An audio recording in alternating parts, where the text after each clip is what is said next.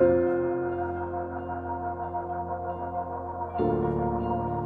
como vai? Tudo bem? Hoje é o dia final, hoje terça-feira, o dia 4 do Congresso do SNP aqui na Dinamarca, em Copenhague. Foi um final bastante interessante. Hoje eu aproveitei para ir mais em aulas de área básica, de área de genética, de estudo celular, para fechar aqui o conhecimento. Começou o dia com 3 aulas de estresse precoce e adversidades metabólicas, pesquisa clínica, biomarcadores em autismo, depois às 9 horas a arquitetura molecular do cérebro, depois o sistema circadiano e a luz azul, o impacto no sistema circadiano da terapia de luz e escuridão na progressão de transtornos de humor, depois partículas de ribonucleoproteína, biologia das doenças cerebrais, depois achados de neurociência, novos achados aplicados de neurociência, por último aqui tratando o intratável, como lidar com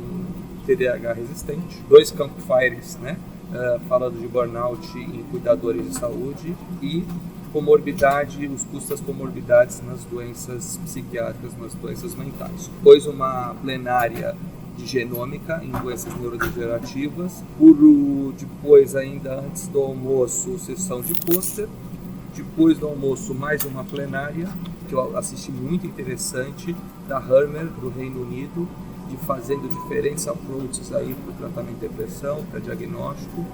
Nessa plenária ela falou bastante sobre estudos conduzidos aí desde publicações de 2016, bastante importante, ela já está nessa área há mais de 10 anos, em que ela avaliava a ativação da amígdala, a ativação de algumas outras regiões do sistema límbico, em pessoas deprimidas, em que eram mostrados faces de medo, faces felizes, e aí você via a reatividade da amígdala dessas pessoas em relação às pessoas deprimidas e os controles. Aí você viu uma diferença na ativação.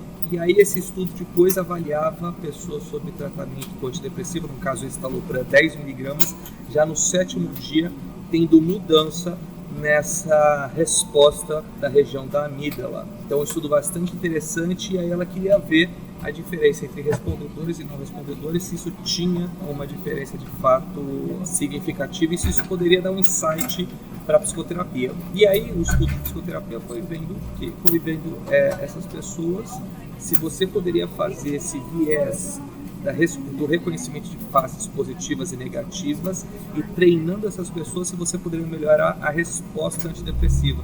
E ela viu que sim, principalmente posterior aos 15 primeiros dias de intervenção, onde o placebo controle eles não se destacavam, mas depois essa pessoa começava a melhorar mais, mostrando que você poderia mudar o viés de aferição desses pacientes e ter uma resposta positiva antidepressiva, um achado bastante interessante. Depois uma sessão de desenvolvimento de carreira e os simpósios educacionais de psicose autoimune, modelos de cerebrais computacionais, epigenética dos transtornos ansiosos, depressão e comportamento suicida, dos biomarcadores até a intervenção. Eu assisti essa aula, uma aula bastante interessante, mostrando biomarcadores, a atuação do cortisol, a atuação do sistema FKBP4, FKBP5, quem responde melhor, quem não responde, cérebro de suicida sendo avaliado, que tipo de células, também avaliando qual é a quantidade, a qualidade das células nas doenças psiquiátricas, tentando replicar achados anteriores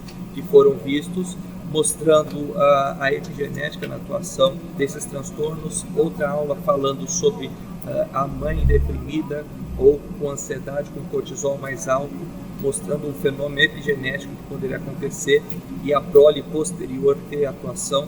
O que eu quero dizer com isso? Você pegava uma rata e submetia ela a estresse, ela filtra como se fosse esse cortisol para não passar para o seu feto.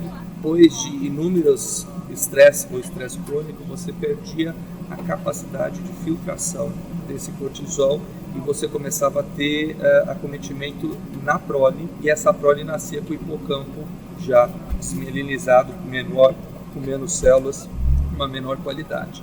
Então, mostrando o quanto que esse processo epigenético de estresse poderia influenciar e justificando talvez por que o tratamento da depressão durante a gravidez e a gestação poderia ter um efeito positivo. Bom, pessoal, eu estou gravando aqui essa última highlight resumido no avião.